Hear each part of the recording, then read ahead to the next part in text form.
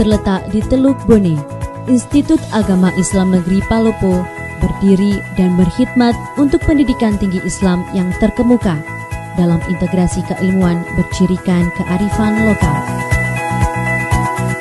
Sebagai perguruan tinggi keagamaan Islam negeri, IAIN Palopo terus berkarya dan berprestasi dalam mengemban misi, keilmuan, penelitian, dan pengabdian kepada masyarakat yang mengedepankan keteladanan dan menjunjung tinggi kearifan tradisi dan budaya.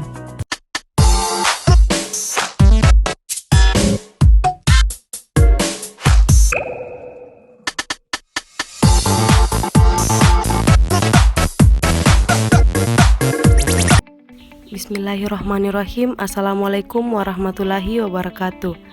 Perkenalkan, nama saya Tirta Dewi dengan NIM 18040300011. Saya dari kelas Manajemen Bisnis Syariah 5A. Baiklah, di kesempatan kali ini saya akan membawakan materi mengenai komunikasi pemasaran level organisasi. Pada bagian A, yaitu keterkaitan pemasaran dan organisasi. Tujuan dibentuknya organisasi dalam bisnis adalah untuk meningkatkan efisiensi dan efektivitas dalam produktivitas kerja atau sering juga disebut kinerja. Yang artinya sebuah organisasi dikatakan efisien bila pola kerjanya menunjukkan biaya produksi yang dapat diminimalisasi, namun tetap menghasilkan output yang berkualitas. Efisiensi dapat dicapai melalui pola kerja yang tersusun secara baik dan tumbuhnya motivasi untuk maju pada semua lini atau internal. Sementara efektivitas dapat ditandai dengan adanya organisasi yang berjalan sesuai dengan visi dan misi. Pada bagian B, yaitu corporate communication, yang artinya komunikasi perusahaan, adalah fungsi atau bidang manajemen seperti pemasaran, keuangan, atau operasi yang didedikasikan untuk penyebaran informasi kepada konstituen kunci, penerapan strategi perusahaan, dan pengembangan pesan untuk berbagai tujuan di dalam dan di luar organisasi. Dalam korporasi global saat ini, fungsi ini berfungsi sebagai hati nurani korporasi dan bertanggung jawab atas reputasi organisasi. Selanjutnya yaitu tabel konsep utama dalam komunikasi pemasaran. Kita lihat di sini ada 11 konsep serta definisinya.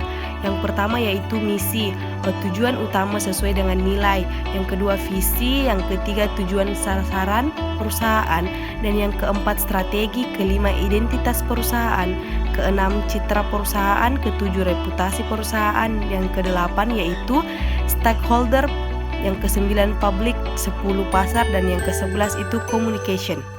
Kita melangkah pada bagian C, yaitu contoh visi perusahaan yang besar. Kita mengambil nama perusahaan yaitu Garuda Indonesia, Tentara Nasional Indonesia dengan PT Semen Gresik. Visi dari Garuda Indonesia yaitu menjadi perusahaan penerbangan yang handal dengan menawarkan layanan yang berkualitas kepada masyarakat dunia dengan menggunakan keramahan Indonesia. Isinya yaitu sebagai perusahaan penerbangan pembawa bendera Indonesia yang mempromosikan Indonesia kepada dunia guna menunjang pembangunan ekonomi nasional dengan memberikan pelayanan yang profesional. Yang kedua yaitu Tentara Nasional Indonesia. Visi dari TNI itu sendiri adalah terwujudnya pertahanan negara yang tangguh.